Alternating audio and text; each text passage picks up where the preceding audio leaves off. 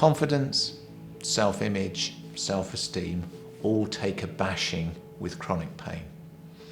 In fact, they all take a bashing with any kind of negative change. As I mentioned in the acceptance section, if somebody's job has been affected, or the sports they play has been affected, or anything at all, it can be that self-image takes a nosedive. Now, whilst it might not be that you can get back to doing all of the things that you felt used to define you, there are still lots of things that define you that aren't about doing things. So in looking at self-esteem and confidence, the really important thing is to look at not so much about what you do, but who you are and how you are.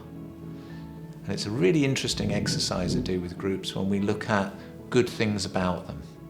And if I was to ask somebody to tell me good things about them, they'd normally struggle to get beyond one or two.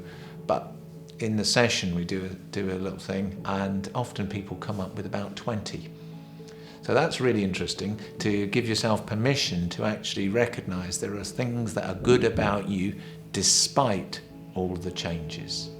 That's also a really important part of coming to terms with change, which is that you're still a valuable person despite all those changes. And the critically important bit is that you're not your condition. Sometimes people can start to define themselves by their condition.